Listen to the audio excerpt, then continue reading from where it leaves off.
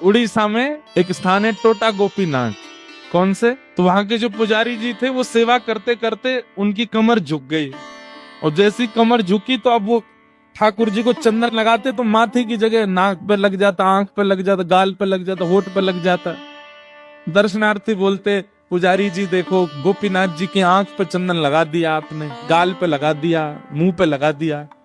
उनको बड़ी पीड़ा होती। मन में सोचने लगे अब एक काम करता हूं कि मैं एक पुजारी रख लेता हूं, मुझसे तो सेवा उतनी, कमर झुक गई मेरी।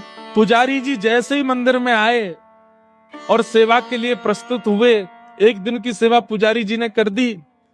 रात्रि में मंदिर जैसे ही बंद हुआ तो महाराज पूर्व के जो पुजारी जिनकी कमर झुक गई, उनके स्वप्न में श्री ठाकुर जी गए और ठाकुर जी जाके बोले, देखो मुझे आपसे ही सेवा चाहिए, ये कोई और मेरा स्पर्श नहीं करेगा, आप ही चंदन घिसो, आप ही पोशाक पहनाओ, आप ही श्रृंगार करो। ठाकुर जी मुझे बहुत प्रसन्नता है कि आपको मुझसे सेवा चाहिए, पर मैं तो बीमार हो गया, मेरी कमर झुक गई, अब कैसे चंदन लगाऊं आपको?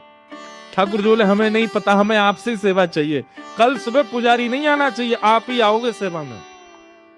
बेचारे प्रसन्न भी हो रहे थे पर रो भी रहे थे। प्रसन्न इसलिए हो रहे थे, बताओ ठाकुर जी को मेरे हाथ से सेवा चाहिए, रो इसलिए रहे थे कि मैं सेवा कर नहीं पाता। दूसरे दिन स्नान करके मंगला में जैसे ही मंदिर में प्रवेश किया तो क्या देखा, तो जैसे हम बैठे हैं सुख आसन में, ठाकुर जी नीचे ही बैठ गए। बोले लो हम भी बैठ गए, अब करो हमारी सेवा। तो उनका नाम पड़ गया टोटा गोपीनाथ। पर एक टोटा गोपीनाथ है जब बैठे हुए ठाकुर जी,